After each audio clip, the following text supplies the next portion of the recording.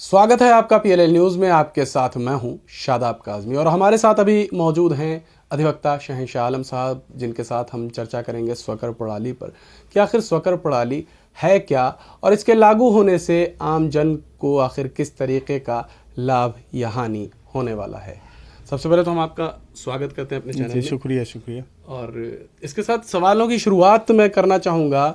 आज प्रभारी मंत्री आए थे मऊ में, गिरीश चंद्र यादव जी, और उनसे जब मैंने स्वकर प्रणाली को लेकर सवाल किया और पूछा कि आखिर क्या मंशा है सरकार की स्वकर प्रणाली को लागू करने के पीछे, तो उन्होंने बताया आत्मनिर्भर बनाना। तो मैंने सवाल किया कि आखिर किस तरीके की आत्मनिर्भरता आएगी जब टैक्स कई गुना देना होगा लोगों को। जो कम टैक्स दे रहे थे, काफ़ी कम दे रहे थे, वो जब कई गुना बढ़ जाएगा तो आखिर ये किस तरीके की आत्मनिर्भरता है। तो उन्होंने बताया कि नगरपालिका आत्मनिर्भर बनेगी इससे। सबसे पहले जो है मैं पीएलएल न्यूज़ का बहुत बहुत शुक्रगुजार हूँ, धन्यवाद देता हूँ कि नगरपालिका ने स्वकर प्रणाली के संबंध में जो प्रकाशन किया था, आपत्तियाँ जो ऑब्जेक्शन मांगे थे, पेपर में गजट कराया था, उस पेपर के गजट से जो है कोई जानकारी किसी को बहुत ज़्यादा हुई नहीं। सबसे ज़्यादा जानकारी आपके माध्यम से हुई लोगों को, लोग जागरूक हुए, इसके लिए आपका बहुत बहुत शुक्रिया।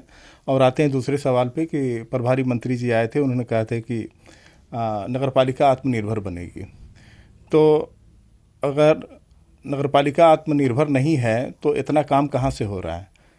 आप रजिस्ट्री ऑफिस में चले जाइए, जो भी आप यहाँ का गरीब है, अमीर है, जो भी बैनामा कराता है, उस स्टाम्प जो लगता है, स्टाम्प में 2% नगरपालिका को जाता है। और नगरपालिका क्षेत्र में जो काम होते हैं वो विकास के नाम पे 25% अलग से जो है नगरपालिका को जाता है। तो सब तो पब्लिक के ही जेब से जा रहा है। अब जो है नगरपालिका आत्मनिर्भर बने, किससे आत्मनिर्भर बनेगी? उन गरीबों से, उन बुनकरों से जो कि डेली कुआं खोदते हैं, डेली पानी पीते हैं, उनसे पैसा लेकर के आत्मनिर्भर बनेगी। तो ये जो उनका कथन है कि आत्मनिर्भर बनेगी, तो आत्मनिर्भर जो है आप बनाइए। जो आप तो ऑलरेडी इतना टैक्स ले रहे हैं, सब कुछ ले रहे हैं, उसी से वही पैसा तो नगरपालिका में दे रहे हैं। नगरपालिका जो है अगर यहाँ भ्रष्टाचार रुक जाए तो ये सब चीज़ों की आवश्यकता ही नहीं पड़ेगी। जो काम जो है नगरपालिका ठेकेदारों के माध्यम से है या अपने जो भी कमीशन दे करके करते हैं लोग, जो निर्माण होता है, निर्माण कार्य जो चलना चाहिए 8 साल 10 साल, वो 6 महीना साल भर में ख़त्म हो जा रहा है। एकदम जो है भ्रष्टाचार चरम सीमा पे है। तो जनता से ही पैसा ले करके फिर जो है इन्हीं को लूट करके फिर वो चारों तरफ जो है भ्रष्टाचार का बोलबाला है। अगर ये सब भ्रष्टाचार कम हो जाए तो ये सब चीज़ों की आवश्यकता ही नहीं पड़ेगी।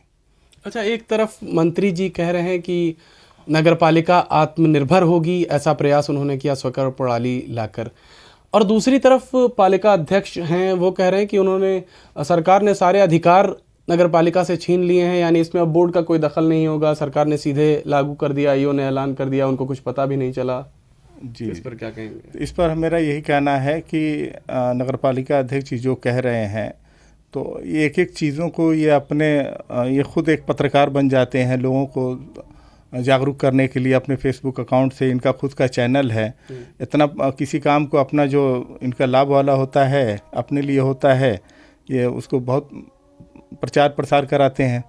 अरशद जमाल साहब ने, यहाँ पे मैं आपको बता दूं, अरशद जमाल साहब ने ये कहा कि उन्होंने अपने फेसबुक अकाउंट से पोस्ट किया था, लेकिन उस तरीके से प्रचार प्रसार वास्तव में शायद नहीं किया गया, क्योंकि स्वकर प्रणाली को लेकर जब पीएलएल न्यूज़ द्वारा समाचार प्रकाशित करना शुरू किया गया, उसके बाद लोगों ने जाना और समझा। लेकिन किस तरीके से उन्होंने, हालांकि ये बात कही है कि मैंने फेसबुक वॉल पे पोस्ट किया था, तो क्या केवल फेसबुक वॉल पे पोस्ट कर देना काफ़ी है? तो उनका फेसबुक वॉल कितने लोग देखते हैं? यहाँ के लोग जो गरीब बुनकर लोग हैं, कितने लोग फेसबुक चलाते हैं, कितने लोग वॉल देखते हैं? लोग जो है गरीब आदमी, तो उसके पास उस टाइप की मोबाइल ही नहीं है कि वो जो उनका फेसबुक वॉल देखे। तो जो ये कह रहे हैं कि हम अपने फेसबुक वॉल से प्रसारित कर दिया था, कम से कम जो ऑब्जेक्शन इनवाइट किए गए थे, तो अपने जो वार्ड मेंबर्स थे, लोगों से अपने कह के ऑब्जेक्शन देते, कम से कम जितने ऑब्जेक्शन पढ़ते उसमें 10% लोगों की सुनवाई होती। ऑब्जेक्शन इनवाइट क्यों किया जाता है? कि लोग दे पाएंगे कि नहीं दे पाएंगे, क्या इनको दिक्कत होगी, और 12% उसके बाद अगर ये नहीं देते हैं लोग, स्वकर प्रणाली में अपना जो कर नहीं देते हैं, तो 12% ब्याज के साथ जो है इनके ऊपर जुर्माना लगेगा और उनको देना ही है। जी। तो हमारे दर्शकों में से जो भी लोग अब तक नहीं जान रहे हैं कि और समझ नहीं पाए कि स्वकर प्रणाली है क्या और किस तरीके से आपके टैक्स में बढ़ोतरी होने वाली है, तो आपको बता दें, अब तक आप जो 200-400 रुपए टैक्स देते थे वो आपके इलाके में जो तयशुदा किराया दर होगी उसके हिसाब से आपको निकालना होगा अपने क्षेत्र। मैं सीधा तौर पे अगर समझाऊं आपको कि किस तरीके से आप निकालेंगे किराया दर। 4 स्लैब बनाए गए, उन 4 स्लैब में से किस स्लैब में आपका मकान है और किस श्रेणी में आप आते हैं, यानी आपका पक्का मकान बना हुआ है या अर्ध पक्का मकान है या कच्चा मकान है या सिर्फ खाली भूखंड भूमि है, तो उसके आधार पर किराया दर तय की गई है। और वो किराया दर जो होगी उसको आप कितने क्षेत्रफल में आपका मकान बना हुआ है, आपने निर्माण कराया है, वो क्षेत्रफल आपको जोड़ना होगा और फिर उस क्षेत्रफल में से 20% डिडक्शन होगा।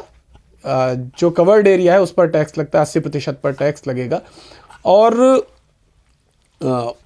अब जो क्षेत्रफल बच रहा है उसको मल्टीप्लाई करना होगा आपको, जो रेंटल वैल्यू आपके क्षेत्र की दी गई है, और उसको मल्टीप्लाई करना होगा 12 महीनों से। और अब जो टोटल रेंटल वैल्यू आ रही है, जो टोटल किराया आ रहा है, किराया दर आ रहा है, उसमें 20%, उसका 20% जो होगा वो आपको किराया देना होगा। या सीधे तौर पर मैं अगर आपको बताऊं, जो निकाला हुआ भी मैंने है, एक मंडे का अगर डबल स्टोरी मकान आपका बना हुआ है तो उसमें आपको 4,919 रुपये, और इसमें अभी मैंने 2.5% जल निकासी टैक्स नहीं जोड़ा था। अब तक आपको देना होता था वाटर टैक्स देना होता था, हाउस टैक्स देना होता था, लेकिन अब आपको जल निकासी टैक्स भी देना होगा 2.5%। तो वकील साहब क्या कहेंगे, आपकी क्या प्रतिक्रिया है इस पर? अब प्रतिक्रिया यही है कि जो अभी 2.5% का मैंने आपके सामने भी तस्करा किया था। आइए, मुझे जानकारी नहीं थी, मुझे ये मालूम था कि 10% हाउस टैक्स और 7% 7.5% जो वाटर टैक्स था, तो 17.5 मुझे जानकारी थी।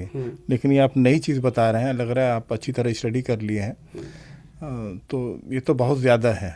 बहुत ज़्यादा का मतलब ये है कि अगर मेरे मकान का इस समय जो 1200 वर्ग फीट में है ये जी, तो अगर मैं इस समय 300 दे रहा हूँ तो लगभग जो है मेरा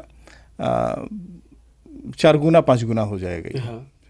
तो मानिए हम लोग किसी तरीके से सक्षम हैं, कर लिया जाएगा। लेकिन जो डेली जो कमाने धमाने वाला बुनकर आदमी है वो कहाँ से देगा? वो तो ऑलरेडी जो है वो बिजली की मार झेल रहा है। जिस तरीके से पासबुक लागू किया गया था कि नहीं बिल्कुल सही है, इसको जो है आप सरकार ने कर दिया है, कोई दिक्कत नहीं है, 72 रुपये आप दीजिएगा। लेकिन उसमें यहाँ के नेताओं ने छुपा करके कि सरकार ने दिया क्या है, सिर्फ लूम के लिए दिया था, घरेलू आपको अलग से लेना था। कई बुनकर नेता थे, चीख चीख कर चिल्लाए, लेकिन जो है यहाँ की पब्लिक जो है कुछ नेताओं के चक्कर में आ गई कि वो सिर्फ जो है वो अपना लूम ही को समझ रहे थे कि उसी में मेरा घर का सब चलेगा। लेकिन उसी का नतीजा आज सब लोग भोग रहे हैं। भोग ये रहे हैं कि सैकड़ों की, हज़ारों की तादाद में FIR हो चुके हैं, जो बकाया मनी घरेलू बत्ती का जो उन्होंने कनेक्शन नहीं लिया है, जो उन्होंने पासबुक के नाम पर जो है लोगों के साथ ठगा है, जिनको जानकारी नहीं थी, वो तो डंके के चोट पे कहते थे कि अरे हमारा तो सही है पासबुक है, कैसे हमारे खिलाफ हो जाएगा। लेकिन उनको जानकारी नहीं थी। जिस तरीके से उनको गुमराह करके बताया गया कि नहीं इसी में सब कुछ है, तो हज़ारों की तादाद में FIR हुए हैं, जुर्माने हो रहे हैं, 2 लाख 5 लाख 8 लाख 10 लाख सब जो है वो सब। अब आते हैं लोग कोर्ट कचहरी में, रोते हैं गाते हैं, क्या किया जाए। जो अब वो कह रहे हैं कि हमें जानकारी नहीं थी, सही से हमें जागरूक नहीं किया गया, गलत चीज़ों को हमें बताया गया, अब इसी चीज़ को हमको लेकर चल रहे थे। अब मुझे तो भोगना ही है, चाहे ज़मीन जायदाद बेच करके दें या जो भी है, हमको अब तो देना ही, नहीं देने तो जेल जाएंगे, RC कटेगी और जो है लगेगा पैसा। तो दिक्कत तो बहुत ज़्यादा है, इसको जो है वापस होना चाहिए। ऐसा नहीं कि कोई कानून वापस नहीं होता, होता है। जो जिस एरिया में जिस तरीके के लोग रहते हैं उस हिसाब से उनकी फाइनेंशियल कंडीशन देख करके ही काम ये लागू होना चाहिए। तो अरशद जमाल कह रहे हैं कि मेरे हाथ में कुछ नहीं है, मैं कुछ नहीं कर सकता। एक बयान में ये कह रहे हैं, दूसरी तरफ कह रहे हैं कि आखिरी स्लैब जो सबसे छोटा स्लैब 9 मीटर का बनाया गया है, अगर इसमें बदलाव नहीं हुआ तो किसी कीमत पे मैं लागू नहीं होने दूंगा। देखिए हाथ में तो है, ऐसा नहीं कि नहीं है। अगर पुरजोर तरीके से ये इसका विरोध किया जाए, सब लोग मिलजुल करके तो करें। हाथ में तो होगा, तभी तो वो कह रहे हैं किसी कीमत पे लागू नहीं होने देंगे। भाई लागू नहीं होने दें क्या है? किसानों ने किस तरीके से अपने एमएसटी के लिए और सब लागू कराने के लिए किस तरीके से सरकार को घुटने पर ला दिया। तो यहाँ के जो बुनकर कमज़ोर लोग हैं, जो उस देने लायक नहीं है, कल को आरसी कटेगी, मालूम है कि जेल जाएंगे या फिर कुर्की होगी, तो वो दे नहीं पाएंगे, तो उनको खड़ा होना ही पड़ेगा। बिना खड़े हुए कोई चारा नहीं है।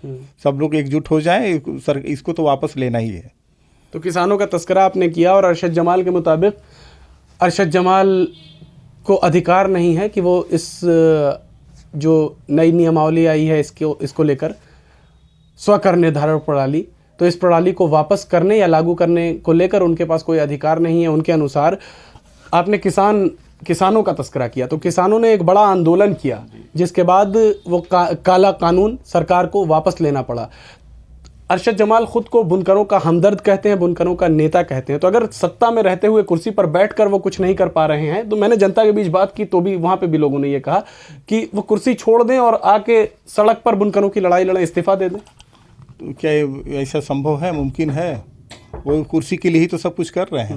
मुमकिन तो है, लेकिन अब वो उनके मन में क्या है? जनता के लिए कुछ बहुत कुछ है नहीं, वो सिर्फ पर्सनल उनके लिए है। तो जितना जो है जनता के सामने जनता का हमदर्द बनना हो बन ले, लेकिन वो कुर्सी छोड़ करके वो जाने वाले कहीं है नहीं। और हमारे नगर के मंत्री जी भी जो हैं काफ़ी आव भगत करते रहते हैं। हालांकि ये दूसरी पार्टी से हैं, वो भाजपा से हैं, लेकिन ऑफिस में चले जाइए या कहीं भी चले जाइए, उनके अलावा किसी की तस्वीर आपको दिखेगी नहीं। तो जितना जनता के सामने आप ढोंग रचाना हो रचा लीजिए, लेकिन वो रहेंगे सरकार के ही साथ। फिलवक्त इस वीडियो को यहीं पर अंत करते हैं। वीडियो अच्छा लगा हो तो इसे लाइक और शेयर ज़रूर करें। चैनल पर नए हैं तो चैनल को सब्सक्राइब कर लीजिए। फेसबुक पेज पर अगर ये वीडियो देख रहे हैं तो हमारे फेसबुक पेज को लाइक और फॉलो कर लीजिए। धन्यवाद।